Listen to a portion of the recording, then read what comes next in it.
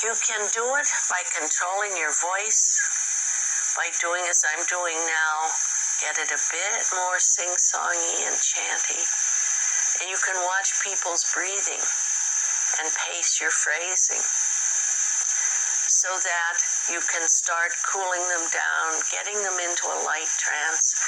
And then most trance induction that's used by various cults then utilizes guided imagery in which the speaker appears to be telling a parable, repeating a verse over and over again, telling a story of his childhood in a soothing, rhythmic way in order to get the person into a trance state. Why would a cult leader want to get a person tranced out a bit? What hypnosis and trance induction does is it gets your attention and my attention highly focused. So we don't have critical thoughts, we don't judge what we're doing, we just trust the person that's giving the visual imagery and the relationship, and it makes us much more malleable and suggestible in that state. Our spiritual paradise. Who are the plants and trees? Well, the Bible likens God's people to plants and trees. Here's what 1 Corinthians 3:9 says. You, God's people, are God's field under cultivation.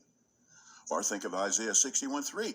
And they, talking about God's people, will be called big trees of righteousness, the planting of Jehovah. And just like those plants and trees in the Garden of Eden, these figurative plants and trees bear much fruit, the fruitage of lips, the fruitage of the Spirit. And just looking in the audience, we see many big, beautiful plants and trees sitting out there. And we're happy to have you. But now here is a third similarity. Like the Garden of Eden, our spiritual paradise has abundant food. Jehovah foretold it would exist, and a contrast. He said in Isaiah 65:13, look, my servants will eat, but you will go hungry. And especially today, that contrast is more and more evident, isn't it? Between what the people of the world are being served on the table of demons and what we are being served on the table of Jehovah. I mean, they're served empty calories, junk food, poison food.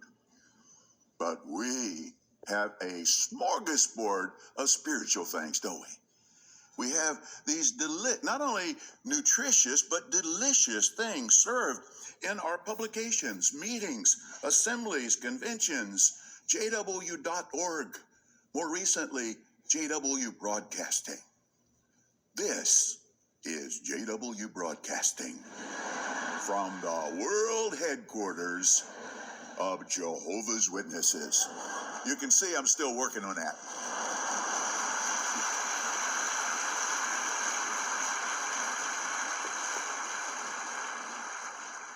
Here's a fourth similarity. The Bible tells us that out of the Garden of Eden, a river flowed. So it must have been a large river, and it divided into 4 other rivers. Well, there must have been abundant, refreshing water in the Garden of Eden. Well, likewise, in our spiritual paradise, we have abundant spiritual water. And again, Jehovah foretold it, and the contrast. A coordinated influence program. You don't have to lock them up. You don't hold a gun at the head. In fact, just the opposite.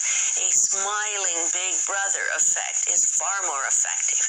Social psychologists, manipulators, salesmen have known for centuries that the soft sell, that sugar and honey, is a much easier way than iron-fisted, demanding ways. So that the most powerful influence programs, the biggest deceptions, are put into place through smiling, soft sell techniques, and not gun at the head and not imprisoning people.